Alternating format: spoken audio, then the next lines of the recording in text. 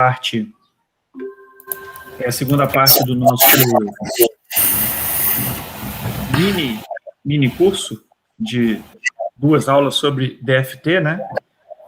E é a teoria do funcional da densidade. A gente, quinta passada, teve aula do professor Tiago Colla, onde ele falou sobre o DFT clássico, né? Ele deu algumas aplicações e hoje a gente faz a transição aí para o caso quântico com o nosso colega, professor Matheus Matos, né?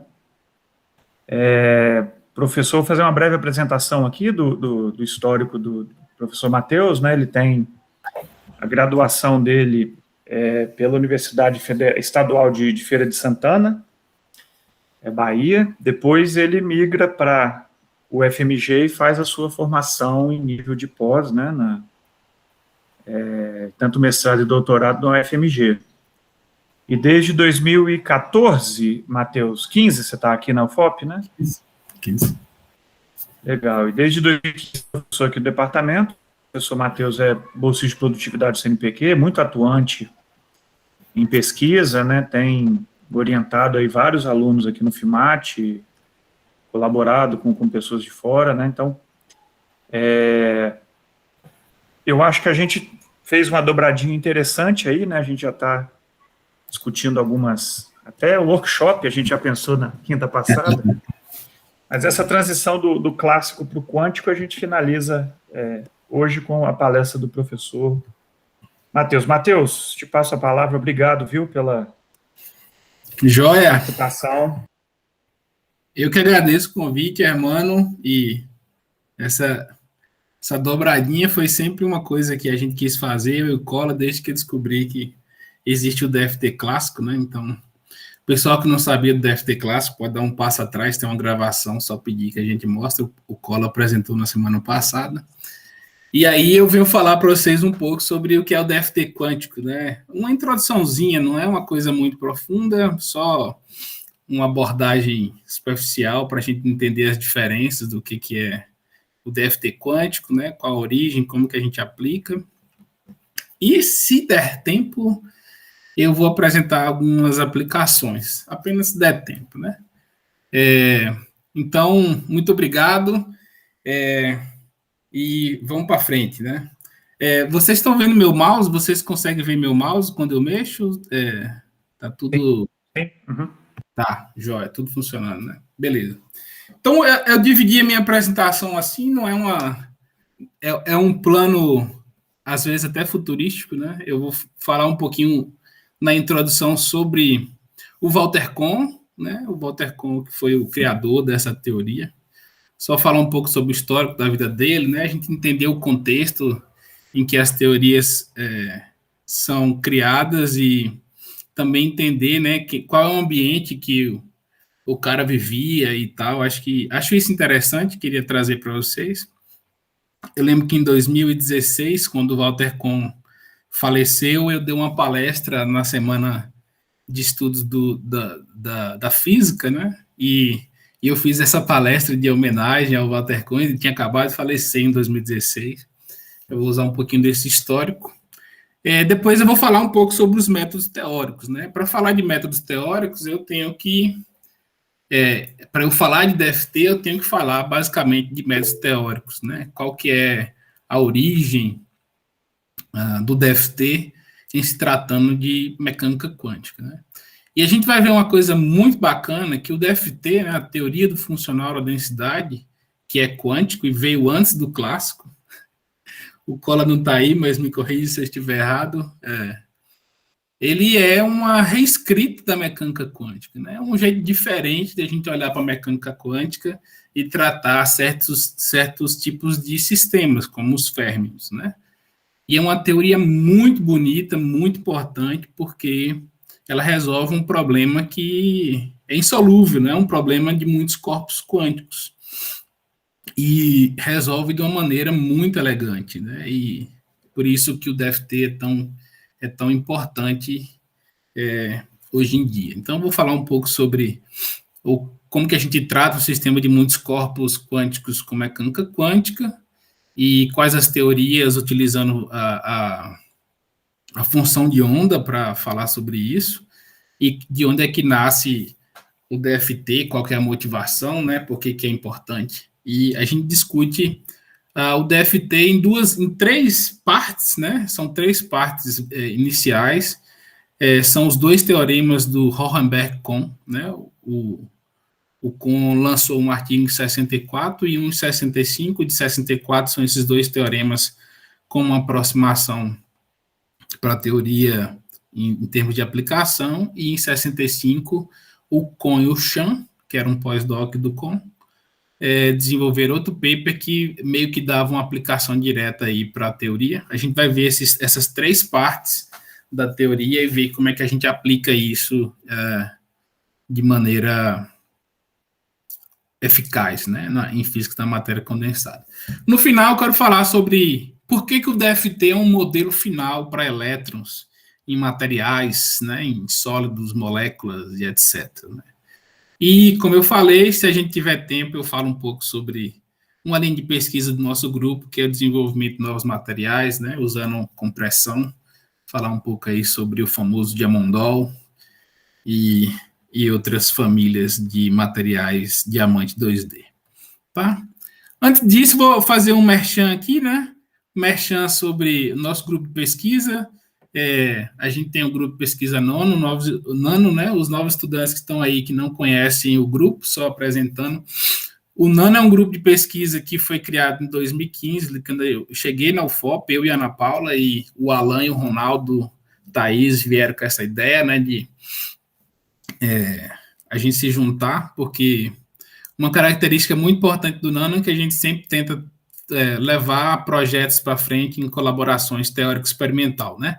Daí você consegue ver a importância do DFT. O DFT é uma teoria que você consegue conversar ali com experimentos de física da matéria condensada, com experimentos de transporte, experimentos de microscopia de força atômica, elétrica, magnética, enfim, espectroscopia Raman, como a Jaqueline, né?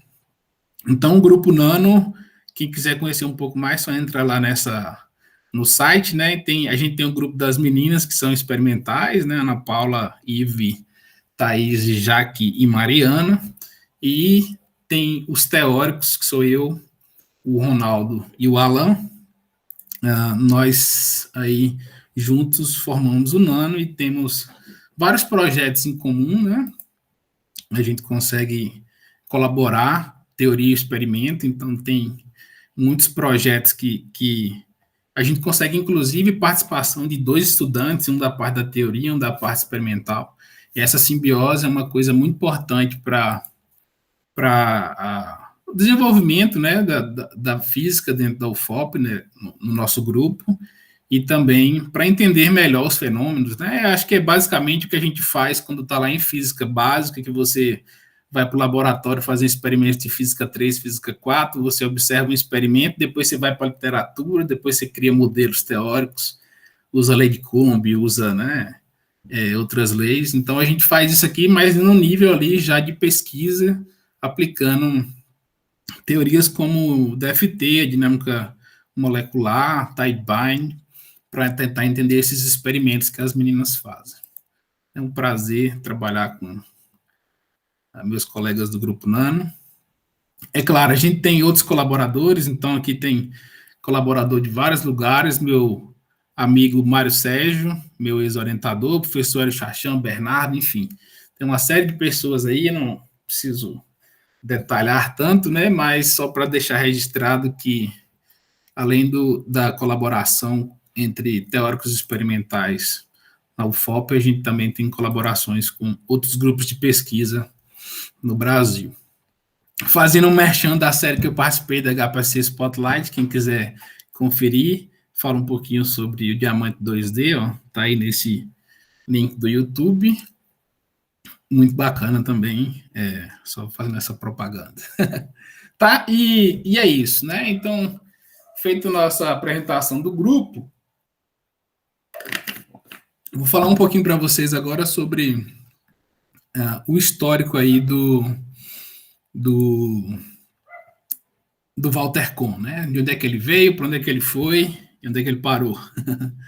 Tá? Então, O Walter Kohn, essa parte dessa história, eu segui esse artigo aí, The Education of Walter Kohn, Creation, Density and Functional Theory, um artigo muito bacana sobre fatos históricos, arquivos históricos das ciências exatas, e convido a quem não conhecia esse artigo a dar uma lida. Ele é grande, mas tem várias coisas bacanas sobre isso. Eu fiz alguns recortes das informações que tinha lá. Então, o Walter Kohn, ele nasceu em março de 23, né, em Viena, na Áustria, e com essa questão do nazismo, ele foi exilado, né, e o Walter Kohn teve, então,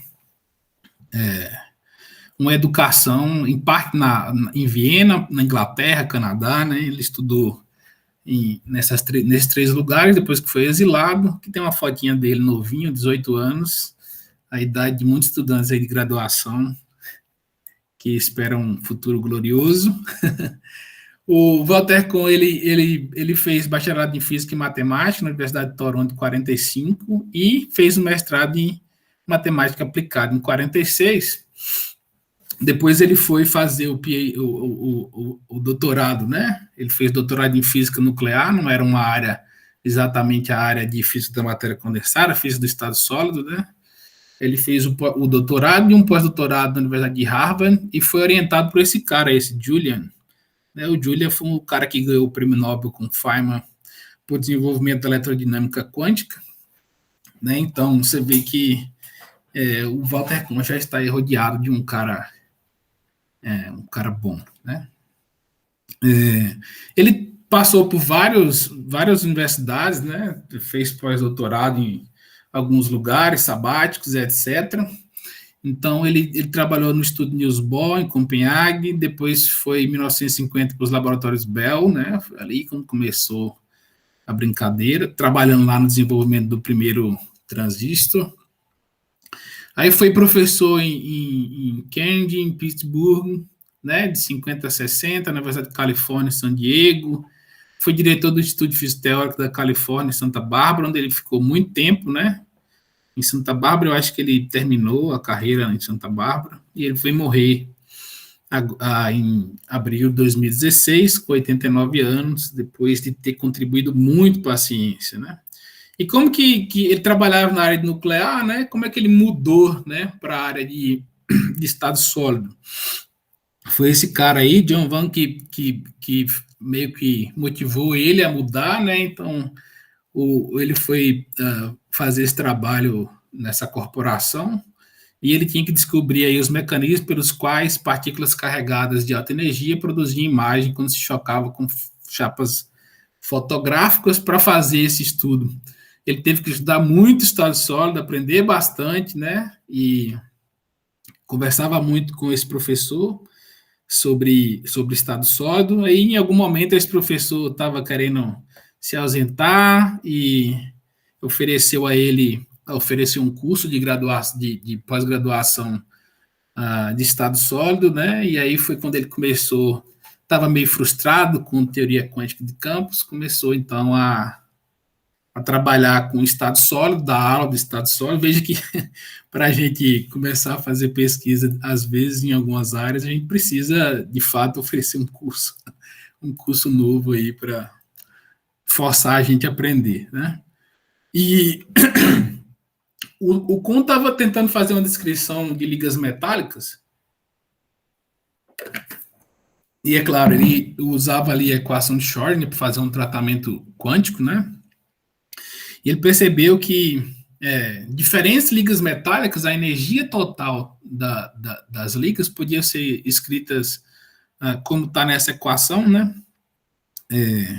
E olhando para essa equação, a única coisa que diferenciava uma liga da outra era o termo de potencial externo, que é esse último U, né? Então você tem um termo de energia cinética e um termo de potencial de Hartree. Não se preocupe, eu vou discutir sobre isso depois. E só esse último termo diferenciava, né? Então ele viu que esse V de R, que é o potencial externo, ele vai determinar aí a função de onda, digamos, né? Porque para quem está fazendo mecânica quântica agora comigo no FIMAT, sabe que a densidade eletrônica aí o π² representa a densidade de probabilidade e representa também a densidade eletrônica, né? Tem um operador de densidade eletrônica relacionado a isso. E o Conce fez a seguinte pergunta: se era possível que a energia total dependesse somente da densidade eletrônica do sistema, né? Essa equação anterior aqui, se você reescrever ela de uma maneira adequada, você consegue mostrar que de fato pode ser que ele consiga escrever isso só como em função da densidade eletrônica. O Kohn, ele respondeu essa pergunta usando um teorema e usando um formalismo de reducto absurdo, né, para mostrar que, partindo de uma premissa, se essa premissa for falsa, né, você cai numa contradição. E no artigo ele fala que quando ele fez essa coisa, ele achou foi tão direto, né, que ele não conseguiu acreditar que ele estava certo, né, nessa época. Então ele chamou esse Pierre Hohenberg, né, para tentar ser o validador dele, né, ele discutir aspectos sobre a teoria, aspectos sobre as demonstrações sobre o teorema. E aí o Hohenberg ajudou ele, revisou. O Kohn escreveu o primeiro rascunho do artigo, manda para ele revisar, e aí eles publicam o primeiro artigo em 64 do DFT, no Homogeneous Electron Gas. E esse, como eu botei no resumo da palestra, né, esse e o próximo artigo do Chan, um dos artigos mais citados da história da ciência, né? Atualmente aí, ele já está em torno de 36 mil citações no Nobel Science. E veja que, nesse momento, a teoria ela é tão intrínseca das coisas que a galera começa a não citar, né? Então, tem muito trabalho aí que usa DFT e não cita adequadamente aí os artigos originais. Esse artigo, ele é muito importante para o desenvolvimento do que a gente tem hoje em física, entendimento teórico de materiais sólidos, moléculas, átomos, etc. E é um dos artigos mais citados. Depois, em 64, que esse artigo saiu, né, o Kohn estava fazendo um pós-doc, acho que em Paris, e ele já tinha um pós-doc esperando ele, quando ele voltou do sabático dele, né, que era esse cara, o Chan, né, eu não vou me arriscar a ler Lu Xiu Chan, né, ele foi um pós-doc do Kohn entre 63 e 66, e um ano em seguida, né, do desenvolvimento da teoria, ele publicou esse novo artigo que fala sobre o que a gente chama de equações de Kohn-Chan, né? Surgiu o que a gente chamou de equações de Kohn-Chan. E o Kohn fez a seguinte pergunta, né? Estou saltando elementos aqui, que é: como que você consegue desenvolver uma teoria semelhante à teoria do Hartree, utilizando o DFT, né? Então, quem já estudou aí a teoria de Hartree, Hartree-Fock, sabe que tem um jeito de resolver a equação de Schrödinger considerando partículas independentes. Isso vem do modelo de Hartree. Você cai numa equação de partícula única, que eu vou discutir depois. Mas, então, ele fez essa pergunta para o Chan, e o Chan foi lá e resolveu junto com ele, e eles publicaram o segundo artigo, que meio que coloca o DFT no cenário de pesquisa, porque meio que torna o DFT aplicável, né? E esse artigo tem mais citação que o outro, tem em torno de 44 mil citações, novamente excluindo, né, a galera que não cita. E, é claro, depois disso surgiram várias outras implementações que tornavam o DFT prático do ponto de vista de aplicação, né? Então, tem o artigo do funcional do Beck, que tem está no top 10 de citações em ciência, né, em geral, né? Tá top 10 ali. E é uma teoria muito usada, então, em física da matéria condensada, física de estado sólido, e não só nisso, né? Você começa a tentar entender outros fenômenos também em que essa teoria pode ser aplicada, uma vez que ela vai ser aplicada para férmions, né? Veja que todo mundo do DFT começou a usar isso, porque naquela época você tinha um problema em resolver a equação de Schrödinger para o sistema de muitos corpos, né?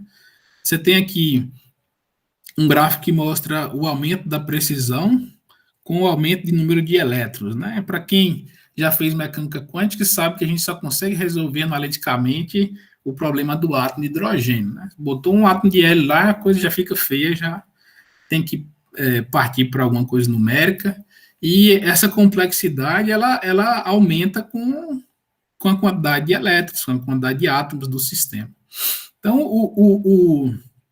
a teoria do DFT aqui, ela está em um nível de precisão que compete muito bem com outras teorias conhecidas e que permite você estudar sistemas, dependendo da implementação do DFT, tem várias, inúmeras implementações, que tem centenas, milhares, às vezes, de átomos, né? Uma teoria que é muito importante em física da matéria condensada. E na direita a gente vê os artigos que mencionam o DFT, né? Em 64 aqui, quando... lá para trás, em 64, quando citou, no início não tinha nada, vejo que quando o Pope, que é um cara um químico que implementou, né, começou a endossar aí a teoria do DFT, você começa a ter aqui um aumento, né, da citação, e em 92, se não me engano, tem aqui eles ganharam o prêmio Nobel, o Pope e o Walter Kohn, pelo desenvolvimento de métodos computacionais em física da matéria condensada, em química, etc., né? E depois disso, o DFT meio que deslanchou, né?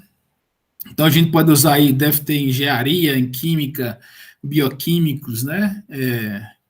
É um conceito muito importante que foi desenvolvido dentro da teoria da física da matéria condensada, né? Mas que já alcança vários outros níveis de ciência, já tem várias teorias derivativas, né? E que o Walter Kohn criou.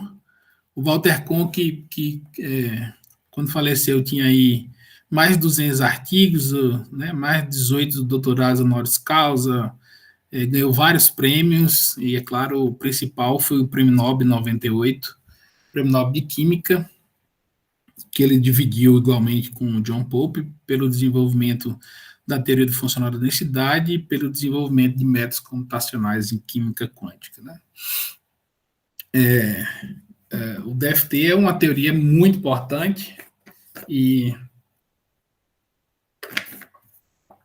dá emprego a muita gente, né? Muita gente no mundo é empregado por causa do DFT. Então, aqui eu fiz um panorama da história do Walter Kohn, coisa muito sucinta, só para a gente entender como que aconteceu tudo, né? E eu vou fazer uma introdução ao problema da mecânica quântica em nanoestruturas, em moléculas, sólidos, né? Como que você usa isso? Para falar sobre isso dentro do DFT, eu preciso fazer uma revisão em mecânica quântica sobre o que é o problema de muitos corpos, né? Então, os novos estudantes estão aí, a gente está chegando a discutir essa equação 1, né? Na última aula a gente discutiu um pouquinho da equação de Schrödinger independente do tempo, a gente vai discutir depois a dependente do tempo, e se você quiser resolver um problema quântico completamente, a gente tem que resolver essa equação 1, né? E essa equação 1, ela é bem simplificada aí, né, na escrita, mas se você abrir o Hamiltoniano dele, você tem uma coisa estrondosa aí, né? Então, um problema de muitos corpos quânticos, ele tem vários operadores que vão fazer parte do problema quântico, né? Então, a gente tem a energia cinética dos elétrons, que dá o nosso primeiro termo, e a energia cinética dos núcleos, né? A energia cinética dos sistemas que compõem o problema, elétrons e núcleos, a gente tem que levar em consideração. Tem um termo aqui, pirracento, que é a energia de interação elétron-elétron, né? Esse terceiro termo aí, que é o termo que meio que atrapalha a gente fazer separação de variáveis para resolver a equação de Schrödinger mais simplesmente. Aí a gente tem um termo de interação de energia potencial repulsiva entre os núcleos e um termo de atração eletronúcleo, que é o último termo, né? Esse último termo, a gente vai ver que a gente conhece ele como um potencial externo, e, dadas as aproximações, a gente pode tratar esse problema de uma maneira um pouquinho mais simples, fazendo algumas aproximações que são importantes, né? Nesse Hamiltoniano, a gente usou unidades atômicas, né? Aí desse esquema de unidades atômicas, a gente chama de 1H cortado, a carga do elétron, e a massa do elétron. Tá? Como que a gente resolve esse problema? Esse problema é insolúvel analiticamente, muito complicado numericamente, né? Muito complicado. Né? Os softwares que implementam o DFT, eles são softwares que têm mais de 1000 subrotinas, muitas linhas de software para poder conseguir resolver isso no DFT, que é muito mais simples do que resolver explicitamente a equação de Schrödinger. Então, a gente começa, para simplificar nosso problema, fazendo certas aproximações que tornam a implementação mais simples. Né? A primeira é que você considera, falando de uma maneira mais simples, né? Você considera que o movimento dos elétrons é muito mais rápido do que o movimento dos núcleos, então você pode desacoplar o movimento de um com o outro, porque os elétrons, por se moverem mais rápido, vão sempre se adaptar ao movimento do núcleo. Né? A gente chama essa aproximação de Born-Oppenheim. Para quem faz quântica 2, depois vê isso, talvez, lá no final do curso, né? Lá em de quântica 2 agora, a gente não conseguiu ver a aproximação adiabática, mas é alguma coisa dentro da aproximação adiabática, né? De um jeito simples, bem direto, né? Pode ser mais... Se quiser ser mais detalhista, pode ser, né? Na consideração da separação de variáveis do elétron do núcleo, mas de um jeito simples, a gente zera esse termo, elimina esse termo. Se você fala que os núcleos estão parados, a energia cinética dele é nula, você tem, então, que o termo de interação núcleo-núcleo vai ser uma constante, né? Os núcleos estão parados, né? Aquele potencial referente a núcleos parados vai ser só uma constante. E você tem um potencial fixo de interação dos núcleos com os elétrons que a gente chama de potencial externo, né? Então, esse potencial externo aqui, e que depois a gente vai usar ele muito no DFT. Quando você faz isso, você reduz o seu problema de muitos corpos, elétron e núcleo, para um problema que é um problema eletrônico apenas. Né? Então, você precisa fazer o quê? Você vai resolver um problema agora, resolver a equação de Schrödinger usando esse hamiltoniano eletrônico, onde você tem, é claro, as soluções, a função de onda e tal, parametrizada pelas posições do núcleo. Né? Os núcleos estão parados ali, e se você quiser ir mais longe, você vai ver que vai existir uma equação dessa para os núcleos também, e aí a energia dos núcleos são parametrizadas com a energia eletrônica. Né? Mas, nesse caso, a gente só precisa se preocupar em resolver o problema eletrônico, e o nosso problema é resolver essa equação 2 agora. Né? Nosso problema eletrônico atual seria esse, e ainda assim é muito complexo, muito difícil de resolver. Então, dentro do formalismo da resolver a equação de Schrödinger, tem muitas aproximações ainda que a gente pode fazer, mantendo a utilização desse formalismo. Uma aproximação que é, digamos, a aproximação zero do nosso problema é fazer a teoria de Hartree. Né? O que é a teoria de Hartree? A teoria do Hartree é uma teoria que permite você resolver o problema quântico, falando o seguinte: os elétrons eles estão sentindo um potencial que é um campo médio, tá? Então, uma teoria de campo médio. Os elétrons vão sentir um potencial médio que vem de todos os outros elétrons que estão próximo dele, né? Quando você usa a teoria de Hartree nesse sentido, é equivalente a você dizer que os elétrons estão descorrelacionados. Você não tem interação elétron-elétron. Você mata o termo de interação elétron-elétron. Quando você faz essa teoria, né, é claro, você consegue supor que a função de onda é um produto das funções de onda de cada sistema, de cada elétron. Você chega em um potencial que a gente chama de potencial de Hartree, que é dado por essa equação 3, né? Então, um potencial que depende aí da densidade eletrônica do sistema, tá? Esse potencial, é claro, é a primeira aproximação, então ele tem muitos problemas, né? Problemas de correlação, né? Não leva em conta o princípio de exclusão de Pauli, não tem correlação de nenhuma maneira, então ele é falho, ele é aproximação zero para a gente ter alguma coisa ali para discutir. E aí depois surgiram várias outras aproximações, por exemplo, a teoria de Hart-Fock, que ao invés de você propor que a função de onda é um produto das funções, você propõe que o produto é dado pelo determinante de Slater, né? Então, você usa uma função de onda que é simetrizada para descrever a função de onda total dos elétrons, né? Então, quando você faz aqui, você ganha aí a sua correlação de troca, né? Você começa a descrever a questão do princípio de exclusão de Pauli, mas você também, esse sistema, eu não coloquei aqui, né? Mas quando você propõe um potencial desse tipo, você gera um potencial de exchange, né? Semelhante à equação 3, só que referente à teoria do Hartree-Fock. Na frente eu vou apresentar ele, mas não se preocupe com isso, é só para dizer que na teoria do Hartree-Fock, nosso exchange, né, que é a troca, né, dos spins, ele é exato, né? O potencial de troca dos elétrons na teoria do Hartree-Fock é exato. Então, são dois elementos importantes para o DFT, que é essa parte do potencial de Hartree e também o potencial de Hartree-Fock, que ajuda a gente a entender melhor depois no DFT como fazer certas aproximações. Então, essas duas teorias são teorias que usam, de fato, as funções de onda como grandezas como busca, né? A gente está buscando as funções de onda que vêm da solução da equação de Schrödinger. A chave é a função de onda e isso é muito complicado, porque a complexidade ela aumenta com o número de partículas, com o número de elétrons. É muito difícil você conseguir resolver um problema que tem mais de um elétron analiticamente e computacionalmente. Se você aumenta, isso torna, do ponto de vista de implementação, a teoria muito difícil de resolver, né? Você tem ali 3N variáveis, x, y, z, para cada elétron no seu sistema. É um sistema, a equação de Schrödinger, uma equação diferencial acoplada de várias variáveis, né? E isso é um problema, né?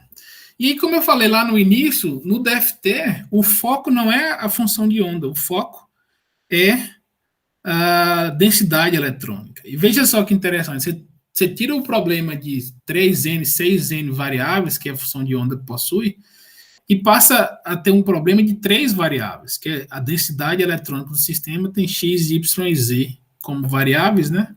Que vai ser dado pelo psi quadrado. Então, quando você troca essa coisa, você meio que diminui a complexidade do problema, né? É claro, mantendo as devidas considerações da teoria do DFT.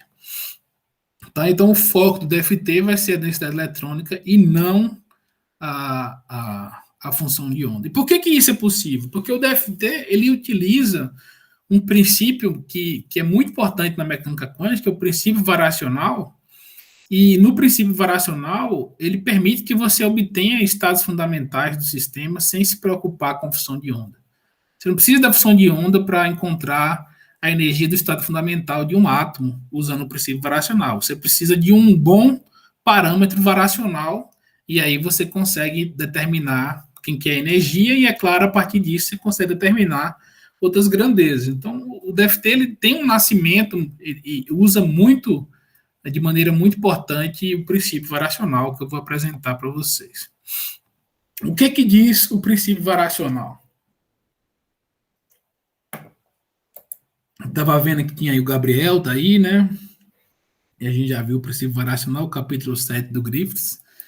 E o princípio variacional diz o seguinte, ó, teorema, dada uma função de onda normalizada φ, que satisfaz condições de contorno apropriadas, né, todas as coisas que a mecânica quântica exige, então o valor esperado do Hamiltoniano é o limite superior para a energia do estado fundamental exato.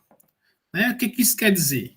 Que se você for calcular o valor esperado de um Hamiltoniano usando funções de onda que não são funções de onda daquele sistema, você vai sempre encontrar uma energia, um valor esperado para esse Hamiltoniano, que seria a energia, maior do que a energia do estado fundamental. Maior ou igual, né? Por que isso é importante? Porque, veja só, se você tem uma condição em que você garante que esse cálculo do valor esperado vai ser maior do que a energia, então isso significa que se você conseguir escrever esse lado direito da equação em termos de um parâmetro variacional, você pode variar essa coisa, minimizando essa coisa, até que isso chegue em um mínimo que pode representar a energia do estado fundamental, né? Então, o princípio variacional é muito importante para o DFT, e não só para DFT, para mecânica quântica, sim, para método de função de onda e etc. Né? Então, quem não estudou o Griffiths, existe um capítulo do Griffiths dedicado só a essa coisa. A gente resolve átomo de hélio, né, hélio ionizado e outras coisas. Como que a gente mostra isso? É uma demonstração um pouco direta, assim, né? Imagine que você tem uma função de onda φ e, é claro, você tem um conjunto completo que você pode expandir essa função de onda, né?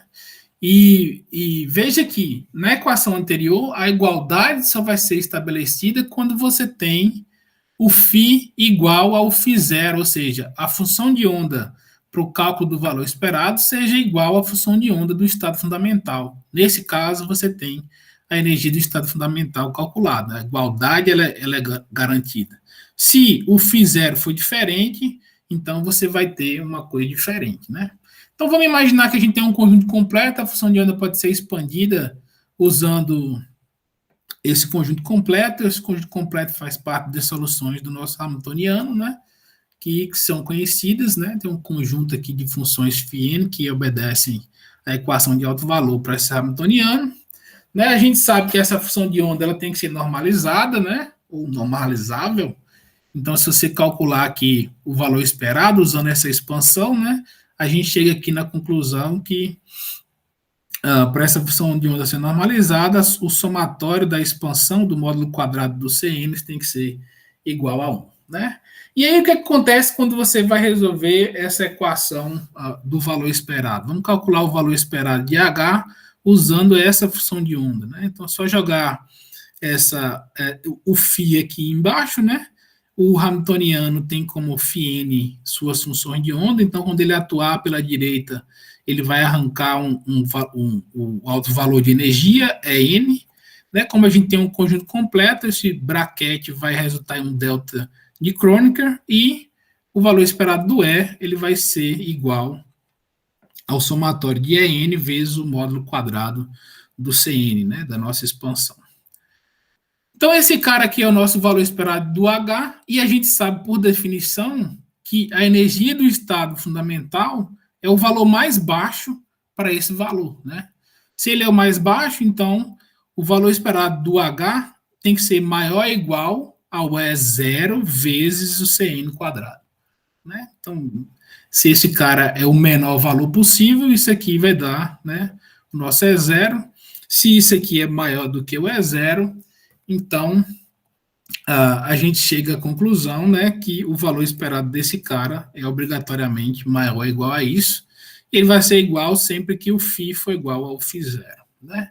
Então, o princípio variacional vai permitir para a gente determinar a solução do estado fundamental de um sistema usando uma função que possa ser escrita em termos de um parâmetro variacional, e aí você, ao minimizar essa equação do valor esperado, você determina, a princípio, a energia do estado fundamental daquele sistema, né?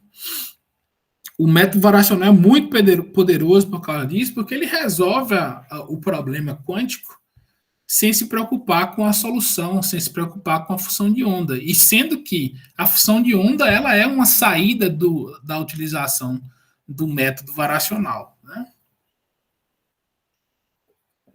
Uma vez que você tiver escrito o seu valor esperado do H em termos de um parâmetro variacional, ao minimizar esse valor esperado em relação a esse parâmetro, você vai obter como resposta tanto a energia do estado fundamental, quanto as funções de onda do estado fundamental, né? Então, você resolve o problema sem se preocupar em resolver a equação de Schrödinger diretamente. É um princípio variacional, um princípio muito forte dentro da mecânica quântica. Beleza, então a gente já sabe o que é o princípio variacional, vamos para o DFT, então. O que é o DFT? Né? O DFT teve como precursor a teoria de Thomas Fermi, né, que foi o primeiro cara que tentou escrever a energia total de um sistema em função da densidade, né? Veja que quando você fala, eu vou escrever a energia como funcional da densidade. O Thiago Colla explicou no último seminário o que é um funcional, né? Então, você está escrevendo a energia como funcional da densidade, e é claro, se você souber como escrever a energia como funcional da densidade, você pode usar a densidade como parâmetro variacional, né? Então, você consegue minimizar essa energia em termos do parâmetro variacional, que é a densidade, determinar a energia do estado fundamental e determinar quem que é a densidade do estado fundamental. O primeiro cara que tentou fazer isso foi o Thomas e o Fermi, os caras, né? E quando o Thomas e o Fermi tentou fazer isso, eles meio que tiraram de cena a troca e a correlação entre os elétrons. Depois o Dirac, em 1930, desenvolveu uma aproximação local para a troca, e aí essa equação 9 é a equação de Thomas Fermi-Dirac, para, digamos, a primeira tentativa de escrever energia como funcional da densidade, né? Nessa época aí a gente não tinha o DFT ainda, né? Veja que a gente tem vários termos conhecidos, né? Quando você está nesse cara, o primeiro termo aqui é energia cinética, né? O primeiro termo de energia cinética usando uma aproximação local. O segundo termo é o potencial externo. Daqui você já tira que é possível escrever o potencial externo em função da densidade. O terceiro termo é a aproximação para a densidade local, aproximação local para a troca, né, para o potencial de troca. E o último termo é o termo que eu falei, é o termo de Hartree, né, escrito em função das densidades. Então, são elementos importantes porque no DFT atual a gente usa pelo menos o termo de Hartree completamente, porque ela escreve aqui tudo em função da densidade, né? E aí vamos para o DFT, né? Aqui tem as ideias de Thomas Fermi, só botando esse registro que o DFT não pintou do nada, né? Existe todo um histórico científico dessa coisa, junto com o princípio variacional, junto com a teoria de Thomas Fermi. E o DFT, que veio daquele contexto histórico que eu falei, né? Ele foi desenvolvido pelo Kohn, com a ajuda do Hohenberg, e ele é baseado em 2 teoremas, né? Eu vou mostrar para vocês os 2 teoremas e vou tentar demonstrar para a gente ver como que esses 2 teoremas podem ser usados depois, né? Então, o primeiro teorema diz o seguinte, né? Lembra que quando o Kohn estava estudando ligas metálicas, ele percebeu que só o potencial externo que mudava quando ele mudava uma liga para outra. Então, o primeiro teorema diz: o potencial externo, V de R, sentido pelos elétrons, é um funcional único da densidade eletrônica do sistema. Ou seja, você consegue escrever o potencial externo em função da densidade eletrônica, tá? Esse é o primeiro teorema, e a gente consegue demonstrar, a demonstração bem simples, vocês vão ver, e ele tem consequências muito importantes para o DFT, né? Como que a gente mostra, né? Eu falei lá no início que ele mostrou por absurdo, né? Então, a gente vai tentar mostrar isso por absurdo, vocês vão ver que a teoria é simples, tudo que a gente precisa usar é o princípio variacional. Então, primeira coisa, vamos imaginar que a gente tem uma função de onda π do estado fundamental de um sistema. Essa função de onda π ela vai estar relacionada com o Hamiltoniano H, né? O Hamiltoniano H a gente consegue, então, escrever como a soma da energia cinética, a energia elétron-elétron e o potencial externo, né? Esse V aqui representa o nosso potencial externo. E a gente está querendo mostrar que ele pode ser escrito em função da densidade. Como que a gente mostra isso? Primeiro a gente vai fazer o seguinte, vamos supor que exista um outro potencial externo, não V, mas V', que resulta em uma, vou usar esse som novamente, né? Resulta em um H', e um estado fundamental desse H' é o π', tá? Então, a gente tem o π com H e o π' com H'. E aí, a gente vai fazer, por hipótese, a gente vai considerar que esses 2 potenciais, V e V', levam a mesma densidade eletrônica, né? Nesse ponto, a gente não está falando sobre estados degenerados, né? A gente está falando apenas de sistemas não degenerados. Então, vamos imaginar aqui a aplicação do princípio variacional, né? O princípio variacional diz que se você calcula o valor esperado do Hamiltoniano de um sistema usando uma função de onda que não é dele, a energia, o valor esperado vai ser sempre maior ou igual à energia do estado fundamental, né? Então, para a energia, o valor esperado de H, né, ele tem que ser calculado com o nosso Psi, é igual ao valor esperado de H, que é T mais U mais V aqui, com Psi. Desculpa. Ele vai ser sempre menor do que o cálculo do valor esperado desse Hamiltoniano com Psi', né? Veja, aqui é uma aplicação direto do princípio variacional, né?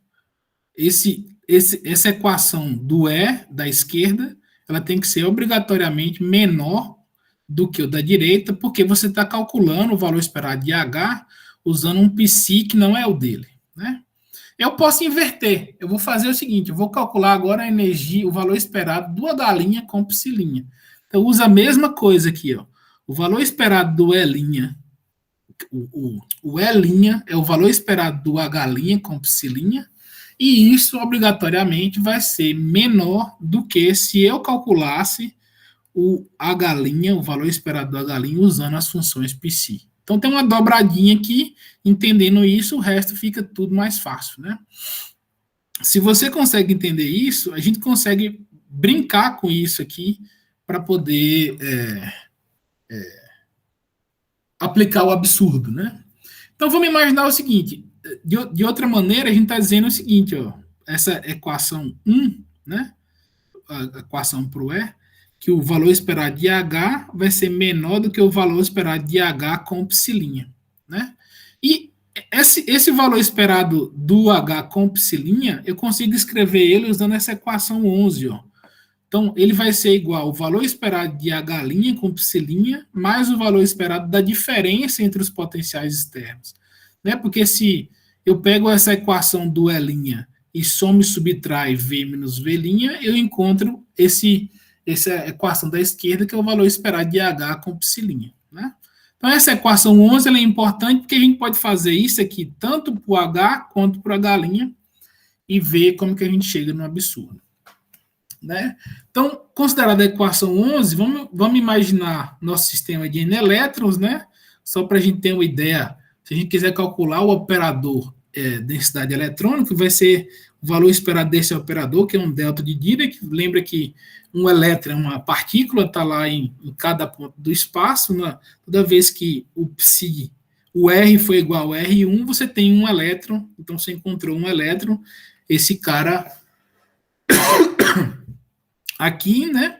E usando esse operador, você consegue escrever esse potencial, não vou entrar em detalhes aqui, usando esse operador com delta de Dirac, você consegue encontrar esse V em função da densidade, que é essa equação 12, né? Então, o valor esperado do V é um funcional da densidade, você consegue escrever N vezes o V aqui, essa integral de volume, tá?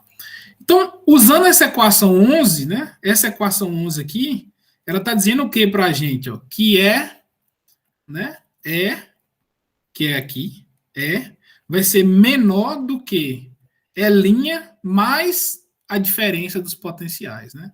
É exatamente o que essa equação 11 aqui está dizendo. O E vai ser menor ou igual ao E', que é esse terceiro termo, mais o valor esperado dos potenciais escrito nessa forma integral da equação 12. Né? Então, está aqui E menos E', e eu posso repetir o mesmo procedimento usando o H'.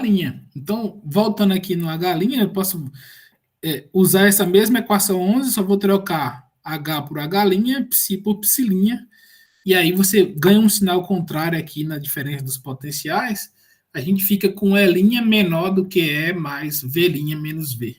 Tá? Essas duas equações, elas deveriam levar ao mesmo canto, né? Então, se eu quiser ver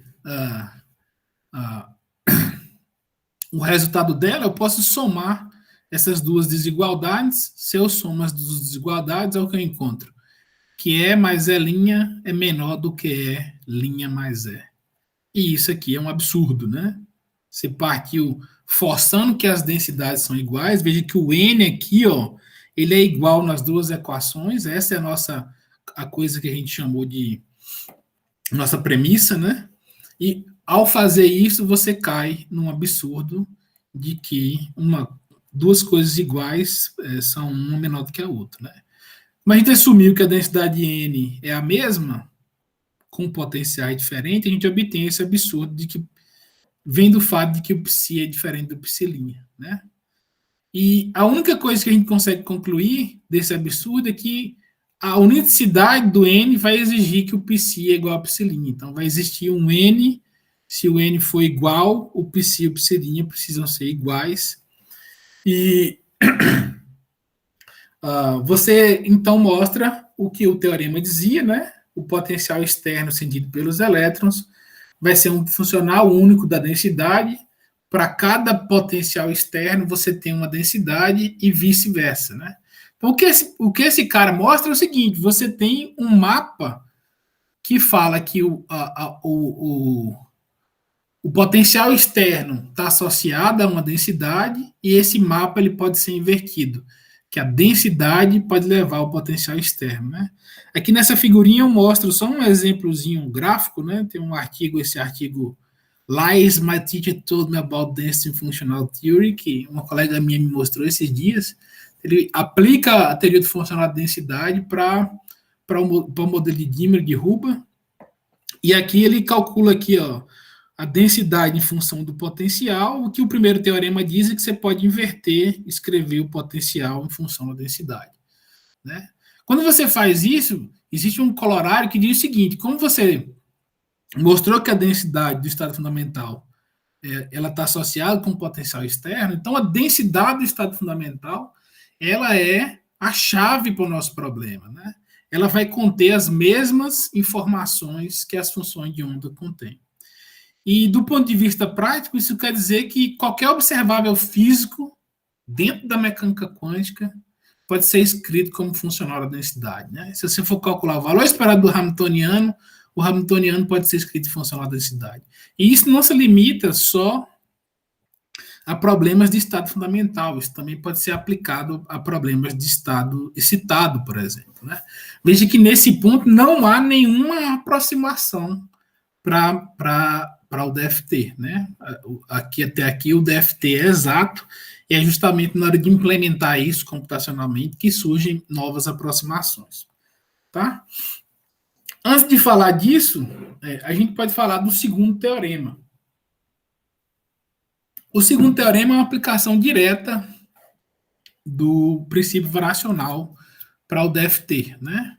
Então, imagina que você pode escrever observáveis em função da densidade. Então, vamos olhar para a energia do estado fundamentado no sistema, e você vai, então, a energia do estado fundamental é zero, vai ser mínima para a densidade exata do sistema. Então, você consegue escrever o E0 em função da densidade, e quando você escreve isso, o que acontece? Você tem aqui o seu operador hamiltoniano, que pode ser escrito em função da densidade, né, o valor esperado dessa coisa. E o valor esperado hamiltoniano escrito em função da densidade permite que você aplique o princípio variacional usando a densidade como parâmetro variacional, né, como parâmetro que você vai minimizar para determinar a energia do estado fundamental. Uma vez que você chega na densidade exata, você tem, então, a energia do estado fundamental do seu sistema, né?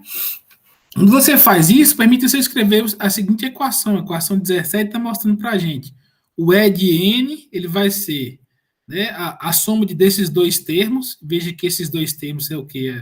O valor esperado da energia cinética dos elétrons e o valor esperado da interação de Coulomb entre os elétrons, mais o termo aqui, que é o nosso termo do potencial externo, tá?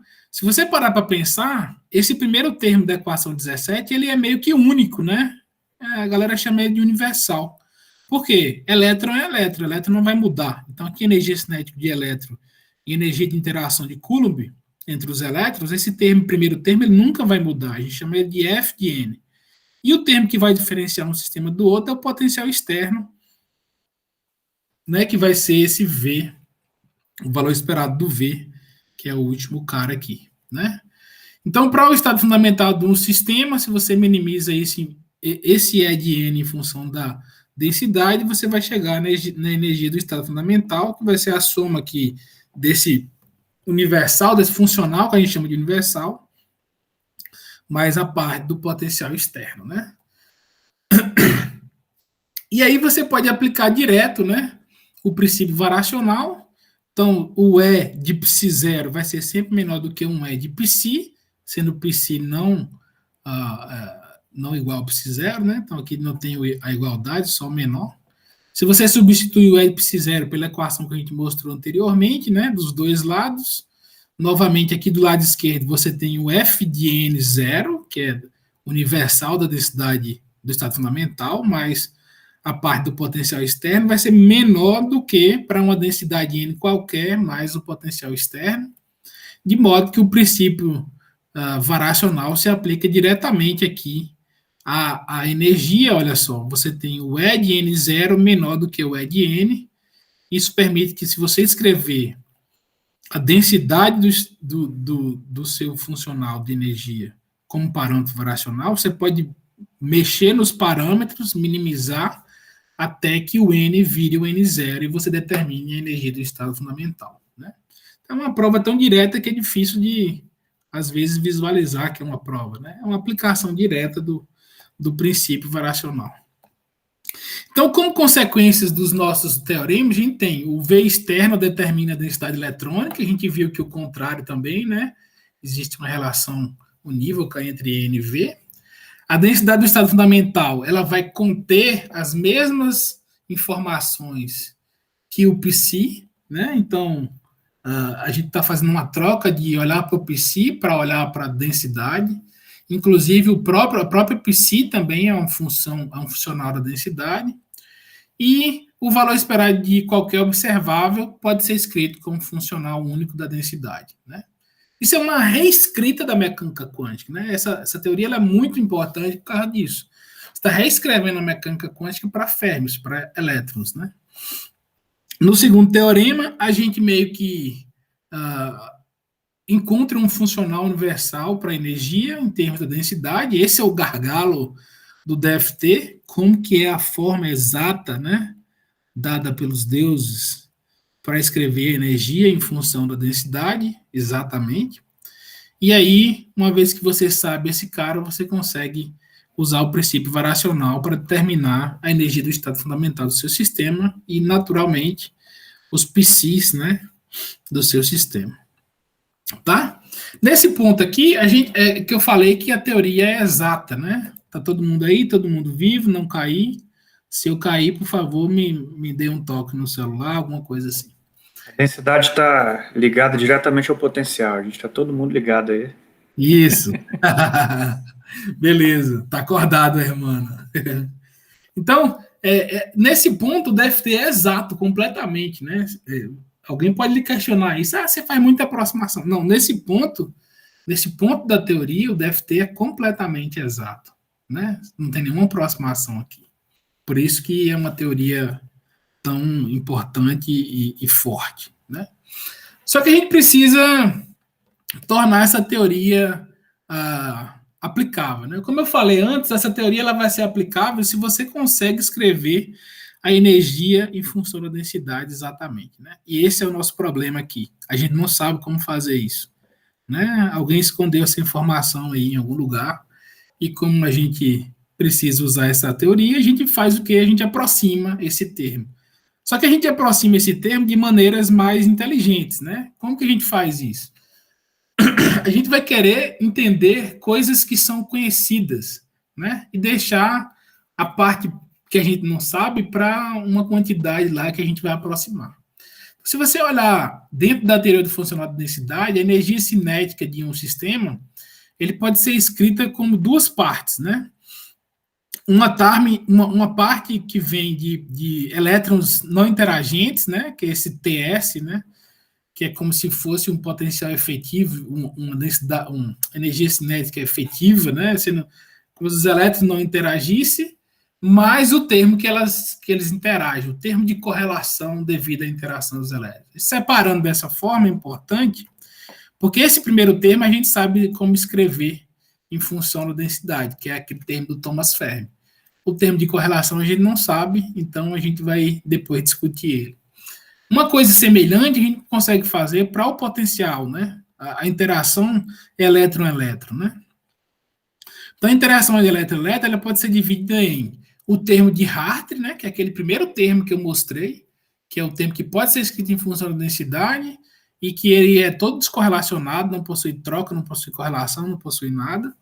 E aí você joga a parte de correlação V de x para esse termo e a parte de troca para o V de x e a parte de correlação para o VC. Veja que essa parte de troca ele é exato para a teoria do Hartree-Fock, né? Então você consegue... Você sabe como escrever isso não em função da densidade, em função de funções de onda. Mas ele existe um termo exato para ele. E novamente você tem o VE aí escrito em função de coisas que você conhece, né? E aí a gente soma aí esses dois termos, então a energia vai ser escrita como esse termo de energia cinética de sistemas que não interagem, mais o termo do Hartree, que a gente conhece como escrever em função da densidade, mais o último termo, que é o potencial externo, que vem do primeiro teorema, que é o funcional único da densidade, e existe esse termo de troca e correlação, que a gente chama de EXC, que a gente não sabe como escrever e a gente vai fazer aproximações para ele, né? Esse termo de EXC, então, ele vai conter a correlação devida à energia cinética, o termo de correlação entre os elétrons devido ao potencial de Coulomb e o termo de exchange também, né? Então, tem esse nosso calcanhar de Aquiles no DFT é essa equação 23 para a troca e correlação. Uma vez que você sabe escrever isso aí, você está no paraíso e aí nada mais é um problema em sistemas de Fermions, né? Então, quem encontrar isso aí vai estar feliz certamente. Então, a equação 22 dá para a gente como que a gente escreve a energia em função da densidade, né? Aqui na última equação eu mostro a sua forma explícita, né? Então, tem um termo de densidade, o termo de Hartree explícito, o termo do potencial explícito em função da densidade e o termo que a gente não conhece, que é o E de XC em função da densidade, né? A gente pode usar essa equação 24 é a equação que escreve a energia em função da densidade, e aqui a gente aplica o segundo teorema, minimizando isso em função da densidade. Então, a nossa chave é fazer o quê? Vamos aplicar o princípio variacional para essa equação, a gente vai fazer uma derivada funcional, o Cola mostrou na última semana, né? Derivada funcional desse cara usando a densidade como parâmetro variacional, igualando a zero. Se você iguala a zero, você determina o mínimo, né, dessa curva, você determina o E0 e determina o N0, né? Derivando igualando a zero, então você vai ter um termo de derivada aqui da energia cinética, um termo de derivada do potencial externo, da derivada do potencial de Hartree, o potencial da exchange de correlação e o termo e o último termo de correlação, né? E escrito de outra maneira, você tem o quê? O primeiro termo de energia cinética, que é fácil escrever ele explicitamente, nessa derivada funcional, ela pode ser feita de maneira indireta, usando o N como um produto π vezes π estrela, e aí você consegue resolver essa derivada, mais três funcionais aqui, três potenciais, né? O de exchange de correlação, o Hartree e o externo, né? Essa equação 25 ela é muito parecida com a equação de um potencial efetivo, né? Se tiver um sistema com potencial efetivo, é como se fosse essa equação 26, né? Então, a gente consegue escrever essa equação de cima olhando como uma solução de um potencial único efetivo. Por quê? A equação derivada dessa equação 25 é o que a gente conhece como equação de Conchamp. Ao fazer essas derivadas, você vai cair numa equação tipo Schrödinger, que é de uma única partícula. Aí a galera confunde muito em dizer que a teoria do DFT é uma teoria de campo médio, que não é, né? Por que não é? Porque essa equação 25 ela é um artifício matemático para a gente determinar quem que é as densidades e a energia do estado fundamental.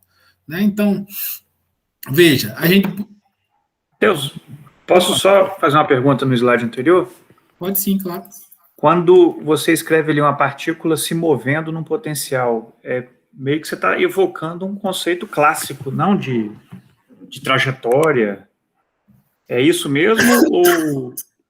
Não, o picture é nesse slide? Você tem aí, é o anterior, não, aí, ó, esse aí.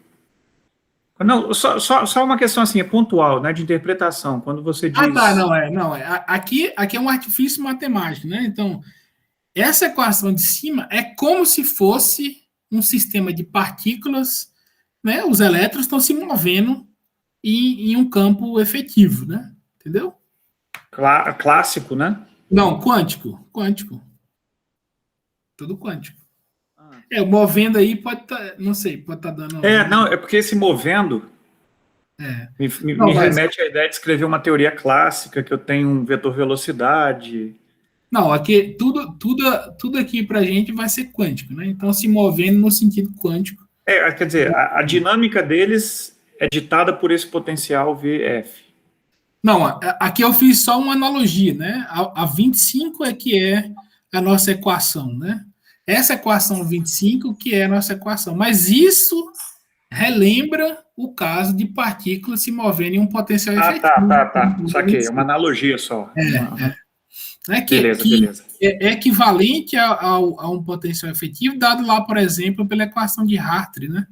Se você pegar a equação de Hartree, você vai ver que você tem uma equação muito parecida com essa, com o potencial efetivo sendo apenas o potencial de Hartree. Nesse caso aqui, esse potencial efetivo tem 3 termos, o de exchange de correlação, o Hartree e o potencial externo. Né? Se você minimizar igualar a zero, abrir essas contas das derivadas, você vai chegar nessa expressão aqui, essa de baixo, né? Que é o quê? É uma equação de Schrödinger do tipo partícula única, né? Então, a gente escreveu a energia em função da densidade, em termos que a gente conhece, tem um termo de exchange de correlação que a gente não sabe como escrever, é o nosso gargalo, né? Que a gente vai usar para descrever ele. E se você deriva igual a zero, você cai nessa equação de baixo, que é o que a gente conhece como equações de Conchamp, né? Essa equação, ela é um artifício matemático para a gente obter quem que é a densidade do estado fundamental do seu sistema e quem que é a energia do estado fundamental do seu sistema. Lembra que a gente partiu da equação 27, a gente está derivando igualando a zero, então o nosso resultado é o quê? N mínimo e E mínimo, né? Ou N para o E mínimo, né? A gente está minimizando essa equação. Como resultado único dessa equação, a gente tem o quê? A densidade eletrônica do sistema, que pode ser obtida pelo somatório do π quadrado dos orbitais de Conchamp. Né? Então, esses π's e i's são conhecidos como orbitais de Conchamp. Tá? E como essa equação aqui é uma equação em que os termos dependem, né, um dos outros, então você tem o VXC, que depende da densidade, o π que depende da densidade, então, e aí você está resolvendo a equação, você precisa resolver essa equação que a gente chama de modo autoconsistente. Então, você chuta uma densidade eletrônica, resolve quem que é o nosso potencial lá de Conchamp, resolve a equação de Schrödinger de única partícula, constrói a densidade eletrônica, construir a densidade eletrônica, você compara com o critério de convergência que você propõe, né? Então, isso tem que ser menor do que 10 a menos 10. Né? Você pode escolher lá o parâmetro delta que você quiser. Se essa diferença entre a entrada e a saída for menor do que esse parâmetro, você tem o seu sistema convergido, senão você volta, recalcula o potencial com novas densidades e faz esse ciclo até que você chegue nos observáveis físicos. Né? Então, essa teoria permite você determinar, através de uma forma autoconsistente, quem que é a densidade e a energia do sistema. E aí o nosso gargalo é exatamente esse Conchamp, né? Energia de exchange de correlação. Existem várias aproximações para ele, muitas aproximações famosas, né? Originalmente, o Kohn, quando desenvolveu a teoria, eles já usaram a aproximação LDA, que é a aproximação de densidade local. Né? E ele assume, o que o LDA assume? Tipo a nossa aproximação zero, assume que a energia de exchange de correlação vai depender somente da densidade local no sistema. Então, você considera que o sistema seja homogêneo, né? E que você vai pegar a energia de exchange de correlação de um sistema de gases elétricos interagentes localmente, né? Você olha lá no seu sistema localmente, naquele ponto local, para aquela densidade, você calcula a energia como sendo essa de um gás de elétrons interagentes. É a nossa aproximação zero, né? E é uma aproximação que, estranhamente, ela funciona para muita coisa, né? Existem, se você fizer uma derivação da energia de exchange de correlação, usando um formalismo mais robusto, você vai conseguir mostrar que existem certos vínculos matemáticos para que esse funcional do exchange de correlação funcione bem. E o LDA, estranhamente, obedece a alguns deles, né? Então, por isso que acaba que ele resolve alguns problemas muito bem, né? Quando você tem a densidade eletrônica do sistema variando muito, né? A densidade não é homogênea, você pode pegar e inserir, então, uma expansão em termos de gradiente, né, da densidade, que a gente chama do GGA, né? Para descrever melhor esse termo de exchange, né? Para esse termo de GGA, existem várias coisas, né? O PBE, por exemplo, é a teoria que a gente usa mais, né? Mais conhecido, mas existem muitos outros. Em química quântica tem o B3LIP, né? Que são funcionais híbridos, que eu vou explicar um pouquinho. Tem esse potencial do Beck aqui, ó, ele é o top 10 de citação que eu falei, né? Então, existem muitas implementações para isso, cada sabor depende de quem está lá implementando, e existem os potenciais empíricos, semi-empíricos e os de primeiros princípios, que não envolvem nenhum fator experimental aqui na aproximação desse termo, né? Se você for mais longe, né, a gente chama Jacob's Ladder, que é escada para o céu aí, da galera, né? Como eu falei anteriormente, o potencial da exchange de correlação, para a teoria do Hartree, ele é exato, ele é dado por essa expressão, essa primeira equação. E aí, o que a galera faz?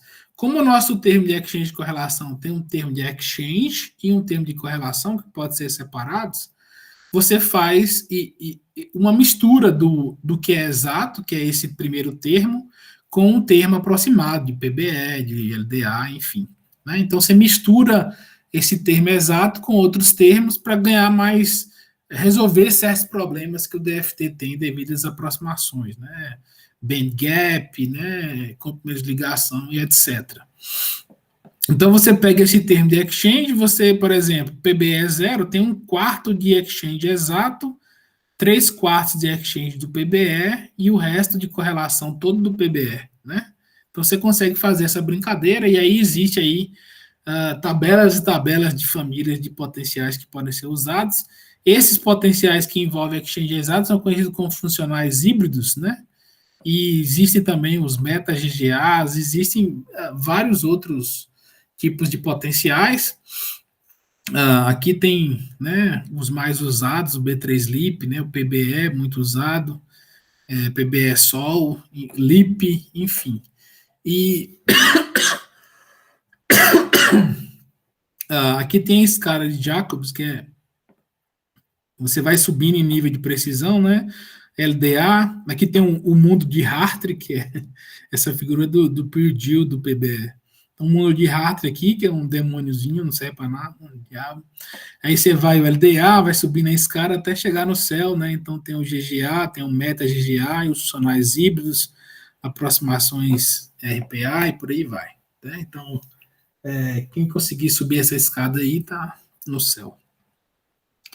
Tá? E, é claro, o DFT não é perfeito, possui várias limitações, por exemplo, as interações de Van der Waals, né? Por a implementação do DFT, o Van der Waals ele não é descrito, porque é uma aproximação local, né? Então, por definição, não existe. É claro que nos últimos anos apareceram funcionais que levam em conta as interações de Van der Waals, né, o chamado VDW-DF aí. Então tem vários sabores também para o Van der Waals. A gente aproxima essa equação 30 aí para descrever melhor essa parte. Então, sistemas que interagem de longa distância, interação entre moléculas, fluidos, né? Enfim, tem uma série de sistemas que precisa que essa parte seja bem descrita, né? E existem agora esses novos potenciais. Você pode fazer isso também de forma semi-empírica, adicionando o termo de Van der Waals na mão, ou, enfim, existem várias implementações para levar isso em consideração. Tem os sistemas fortemente correlacionados, que o DFT também não dá conta, os elementos pesados, né? Então, tem sistemas fortemente correlacionados, tem outras teorias, como o DFMT, né, que tenta fazer uso do DFT com outras coisas, né? Mas é um dos gargalos que tem a ver nas aproximações que a gente faz para o Exchange, né? E para finalizar a minha coisa, eu quero só vender esse peixe de que o DFT pode ser considerado o nosso modelo final para elétrons, né? Então, se você for fazer o modelo de um sistema físico, você vai, eu quero descrever as vibrações de um sistema. Você vai começar com um sistema rígido ligado por molas, vai descrever uma parte do seu sistema. Aí você vai lá, adiciona um potencial conhecido, usa uma dinâmica molecular, você dá conta de explicar mais algumas coisas, né? E essa coisa vai aumentando em complexidade. Como ela aumenta em complexidade, você precisa de usar métodos computacionais. Exige que a gente use computadores para resolver problemas usando DFT. Não necessariamente DFT, né, mas os métodos de muitos elétrons, muitos átomos. Né? Então, é essencial que a gente tenha em mãos computadores bons, né, para fazer uma descrição melhor e criar modelos melhores para um fenômeno físico, né? Que eu estou falando de um fenômeno físico em geral, né? Se você precisar adicionar ingrediente a esse modelo clássico, você vai, vou botar um átomo polarizável, vou adicionar, né? E vai chegar em um ponto que o ingrediente final para descrever isso é o quê? Usar a mecânica quântica e o eletromagnetismo, né? Você usa a mecânica quântica junto com o eletromagnetismo, que vem o potencial de Coulomb, você tem uma descrição ali para elétrons de um material. E aí, o que acontece?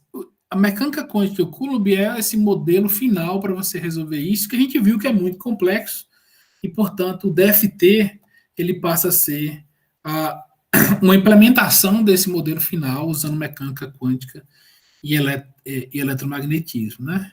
O DFT ele é bem versátil, tem uma precisão muito boa, né?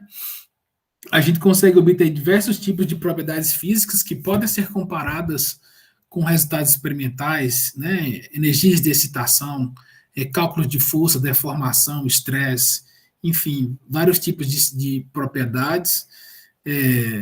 Você pode determinar as funções de onda, você pode entender se o material é isolante, semicondutor, né, ver absorção ótica, emissão, né, daí tem outras teorias, além do DFT que eu apresentei, como o DFT que apresenta o caso degenerado, o DFT dependente do tempo, né, que engloba uma série de outras propriedades. Então a gente tem um modelo final para descrever materiais, né, faz sentido usar o DFT dentro do FIMAT, já que a gente tem um programa de materiais. E, é claro, tem uma frase aqui importante que fala que você pode ter o computador melhor do mundo, né? Você vai fazer os cálculos que você quiser, você vai revelar o que é aquele fenômeno, mas para você entender mesmo, né, você reproduz a natureza e não entende, então você precisa de modelos e interpretação física dos fenômenos, né? É uma mensagem para a gente não pode limitar o uso dessa teoria, só fazer conta sem entender ali o que está fazendo, né? Em ciências dos materiais, a gente pode usar o DFT em diversas ocasiões e é importante isso porque o que a gente chama de in silico, né, que é em ambiente simulacional, o DFT permite a gente fazer experimentos que são impossíveis em laboratórios, né? Então, você pode querer calcular qual que é a pressão que um material sofre estando no centro da Terra, no núcleo da Terra, né? Isso é uma coisa que laboratório nenhum consegue fazer, mas no cálculo DFT isso é um input, né? Uma linha ali que você consegue colocar e descrever. Então, a gente pode abusar de exploração e fazer previsões teóricas em ambientes que são difíceis em laboratórios. A gente pode usar o DFT como rota, né? Então, você vai lá, diminui a rota experimental. Mas o cara quer juntar dois compostos para criar outro e aí ele precisa fazer esse experimento milhões e milhões de vezes, como foi, por exemplo, agora na busca de remédios para a Covid, né? Você tinha ali infinitos drogas que podiam ser testadas como drogas para combater, né, o coronavírus. Mas se você fosse fazer isso, botar o mundo todo fazendo experimento, não ia dar tempo nunca de achar uma coisa. Então, existiram vários grupos de pesquisa que faziam a simulação da interação do vírus, né? Ou então daquela parte, o spike do vírus com certas drogas, para filtrar drogas que são mais prováveis, né? O Santos Dumont participou de pesquisas com isso, então é meio que um jeito de você diminuir essa questão da tentativa e erro. Ela serve também para a gente fazer design de materiais, né? Tem um material aqui, eu quero que ela tenha certas propriedades com certos elementos. Está surgindo agora teorias que usam machine learning, inteligência artificial para isso, né? Então, daqui um dia você vai setar ali, eu quero um material com essa dureza, esse gap, e etc., com esses átomos, e o programa vai usar o DFT para lhe dar essa resposta, né? E, além disso, você pode fazer isso também de uma maneira como a gente faz, por exemplo, alterando materiais, utilizando compressão. E ela serve também para revelar teorias, fenômenos que estão escondidos, né? Então, às vezes, você não tem acesso a certas coisas. Muita coisa surge muita coisa que é observada experimentalmente vai surgir de um teórico que fez uma conta e observou um fenômeno, e ali você vai criar condições de reproduzir aquilo em laboratório, né? O DFT a gente usa muito essa dobradinha, por exemplo, nos laboratórios com a professora Ana Paula, Bernardo, né? Então, faz uma conta aqui, aperta um material, comprime, teve essa e essa situação, então vamos ver no laboratório como que isso faz, se isso é verdade, como que acontece experimentalmente num ambiente realista, né?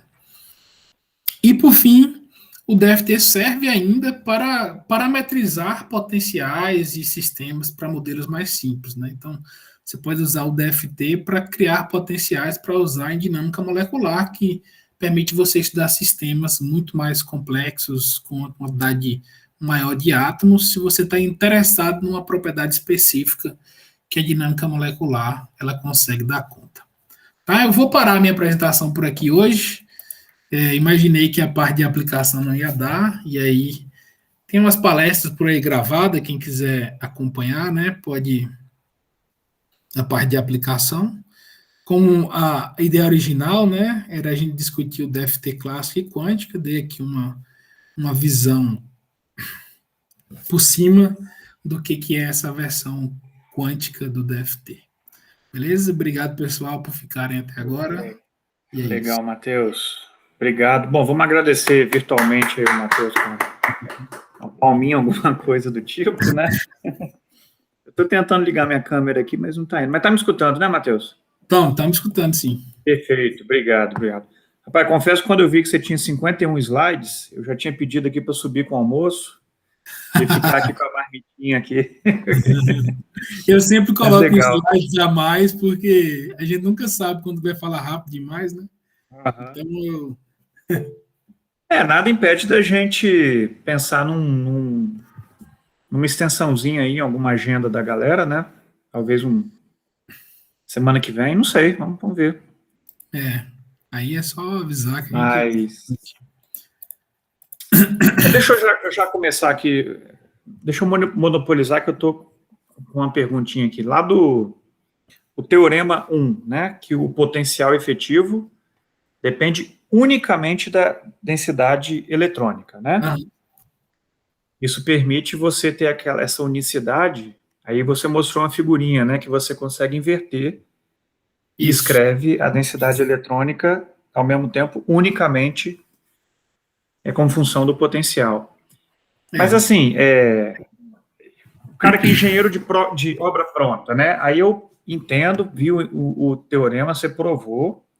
Aí eu começo a pensar na minha cabeça assim, fisicamente faz sentido, mas e se não dependesse unicamente da densidade eletrônica? O potencial poderia depender do que mais?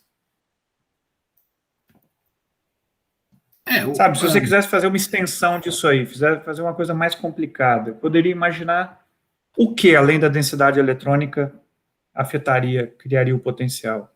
Veja que a questão é que você está escrevendo o potencial como um funcional da densidade, né? Essa é a chave do teorema, né?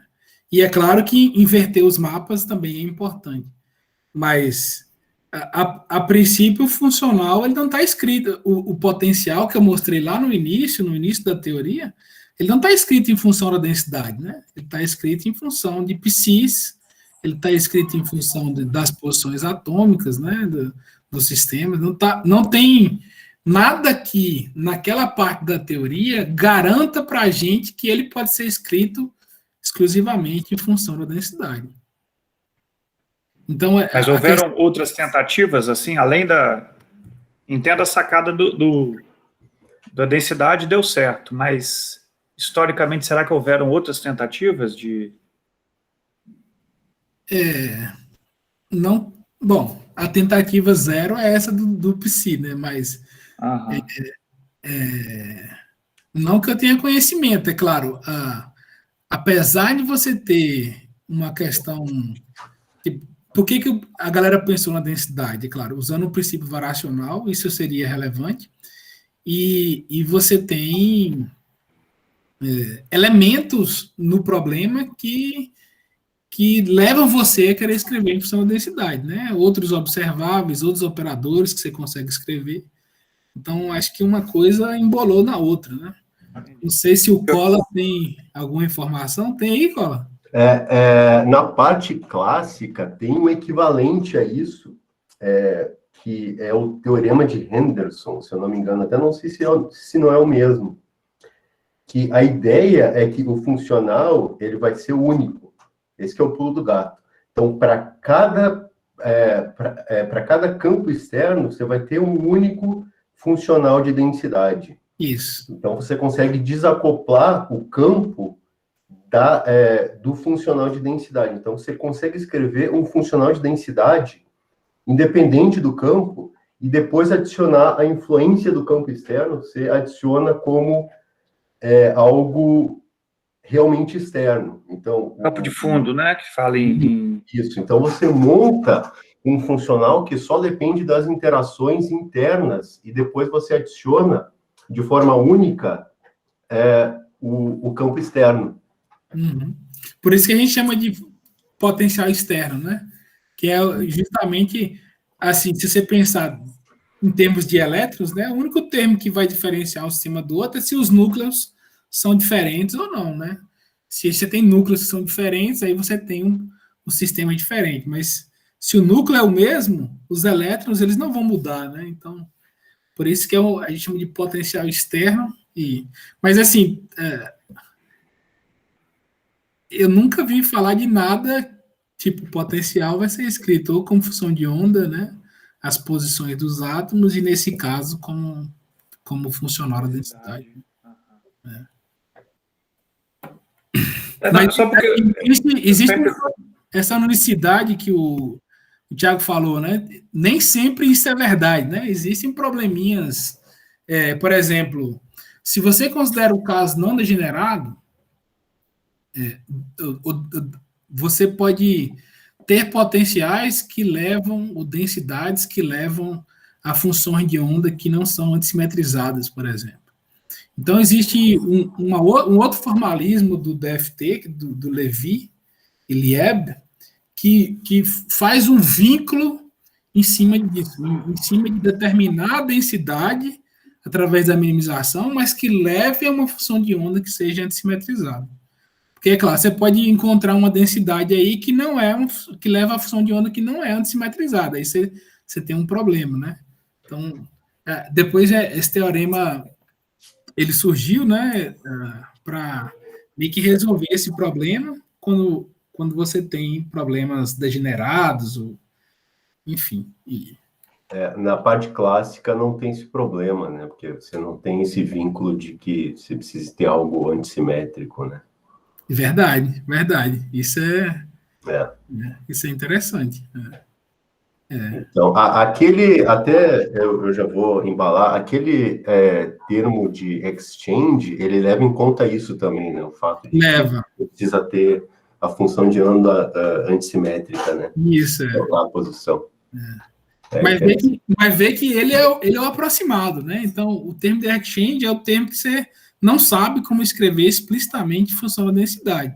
Uhum. Como ele é aproximado, você pode propor aproximações que levam à função de ondas não simetrizadas. Então, e tu consegue de alguma forma,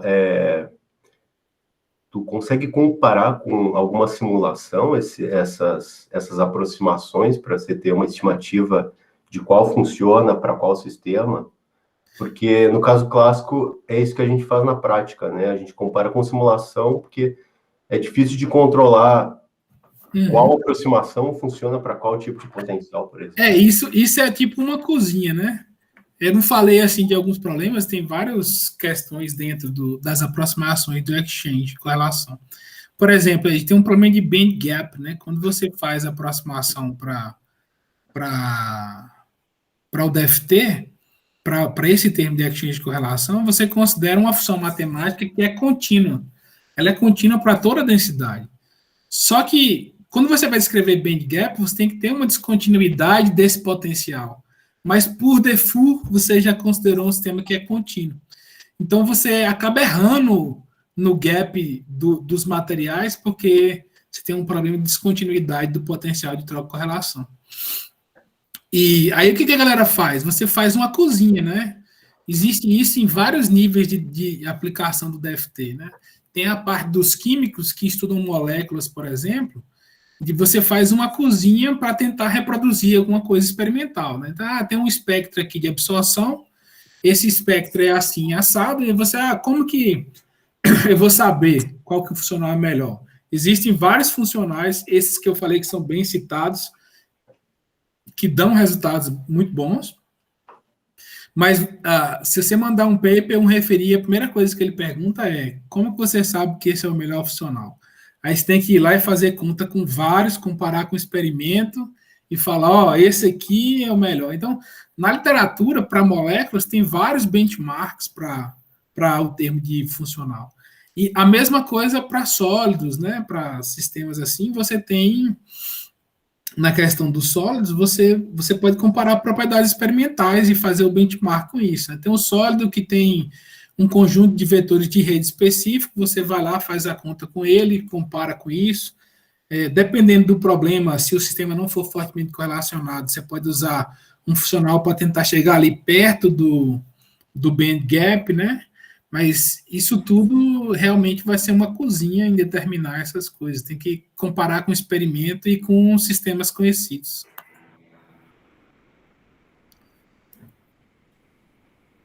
Pois é, eu ainda estou muito impressionado que depender unicamente de uma única propriedade, que é a densidade, é uma simplificação enorme, né? Não é à toa que esse negócio é um marco na ciência aí da segunda metade do século XX, né? É demais, É um negócio muito... Teve uma vez que eu estava num curso, né? Aí o professor estava dando uma palestra falando sobre métodos, assim, em geral. Aí ele falou, quem resolver esse problema de muitos corpos vai ganhar o Nobel. Só que ele se esqueceu do Kohn, né? Eu levantei a mão, professor, o Kohn já ganhou, né? Tipo, o problema de muitos... A beleza do DFT é que ele resolve um problema em muitos corpos, cara. É uma coisa, tipo, muito difícil. Se você for resolver usando a equação de Schrödinger, problemas de moléculas, você vai ver que, do ponto de vista computacional, é muito pesado. Você precisa de programas para armazenar, computadores para armazenar funções de onda. É uma coisa, assim, computacionalmente inviável. E o DFT vem aqui e fala, opa, simplifiquei. Por isso que a teoria do século aí, matéria condensada. Eu vi nesse artigo que eu apresentei essa figurinha, ele fala de outras aplicações do DFT, né? Ele pode ser usado em outras coisas, geologia, né? Você pode usar, enfim, tem como usar o DFT em vários outros problemas que não necessariamente dentro dessa coisa aí, né? Supercondutores, superfícies, que é um inferno, né? Interior de planetas, né? Ele cita um artigo aqui, interior de Júpiter e exoplanetas, ação da acidificação dos oceanos. Então, até no entendimento de como que se faz café. Ele tem vários artigos, ele usa o DFT para fazer isso, porque você está ali entendendo o âmago dos sistemas atômicos, né? É uma coisa muito, muito forte. Grosseiramente falando, o clássico, ele vai se aplicar a qualquer coisa que não seja quântica, né? Que pode ser tratado estatisticamente, né, Cláudio?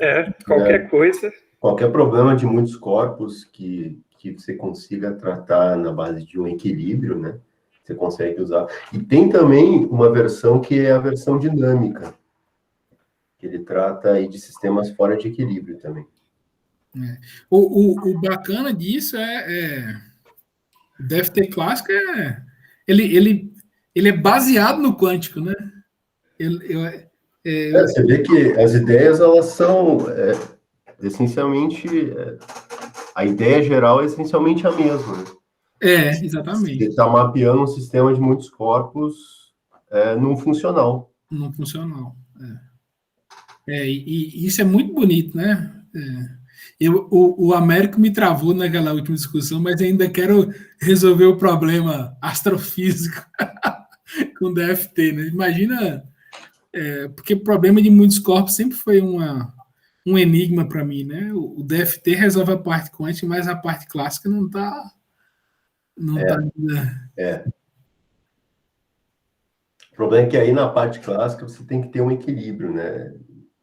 Equilíbrio, digamos, do ponto de vista macroscópico, né? Uhum. Bom, o que a astrofísica faz é recorrer ao chamado equilíbrio virial. É uma coisa que a gente aprende lá em estatística, né? É o teorema do virial, né? O teorema do virial é aplicado em tudo.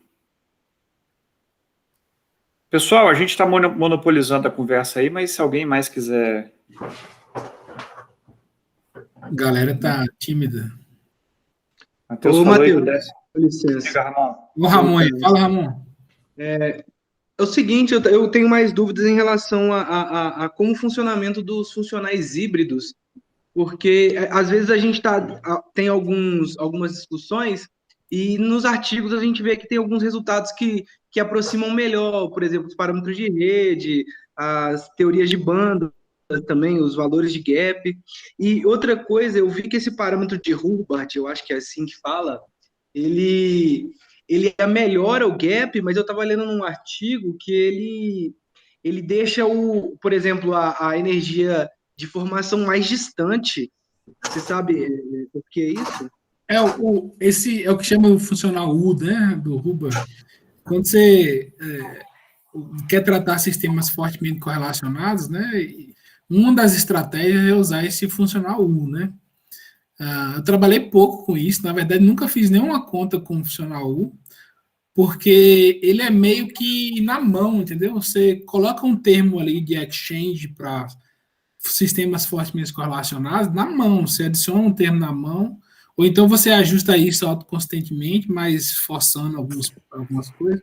Então, a gente nunca tendeu para isso, mas no caso dos funcionais híbridos, você está adicionando um termo exato de exchange. Então, quanto mais perto do termo exato de exchange, menos você está errando na descrição das propriedades físicas do sistema, né? Se você coloca 100%, é muito pesado. Então, por isso que você não usa 100%, você vai usar 20%, 25%. Então, você vai deixando um escuro para outra aproximação, a parte do PBE e tal. E os funcionais híbridos, eles têm essa característica de corrigir o band gap, né? Ele vai corrigir essa parte da descontinuidade, melhora a descrição do exchange, né? E, portanto, melhora a descrição do band gap. Então, é uma coisa que realmente a gente usa, mas, assim, novamente, não é simples usar, né? Quando é um caso de molécula, é mais simples. Mas quando é sólido, é muito pesado. Você consegue fazer um cálculo com funcional híbrido com poucos átomos, 20, dependendo do computador, é claro, né? Você tem um NERSC lá dos Estados Unidos com 30 mil cores, dá para fazer muitos sistemas, mas para esse sistema, tipo, eu estou fazendo um cálculo com MOS2, funcional híbrido, e semanas. Semanas não, vou botar uma semana, né? Tem um cálculo do Guaritico para fazer com funcional híbrido que eu acho que não vai ser possível. Tem 144 átomos, é impossível fazer uma conta com isso. Então, é aquela coisa, você tem que focar em sistemas-alvo em que você consegue melhorar o gap, que seja computacionalmente viável, né? No seu caso, quando você está estudando dopagem de nióbio, né? Óxido de nióbio, e as supercélulas são muito grandes, a parte de dopagem não dá para escrever. Mas você pode conseguir consertar algumas fases que tem poucos átomos, mas o cálculo eu acho que não vale a pena, porque é muito pesado. Assim, não vale a pena porque a gente não tem o recurso computacional adequado para isso, né? Beleza. Depois a gente discute mais. Tranquilo. Beleza, todo mundo com fome. Legal, pessoal. É isso aí. Bom, vamos fechar então? 12:10. Tivemos uma... Mas eu acho que já foi um aquecimento bom para a gente pensar aí no nosso workshop do clássico para o quântico, hein? Vamos ver. Boa. Vamos pensar para 2022 aí, as coisas vão voltar presencial, com sorte, torcer, né? Isso aí.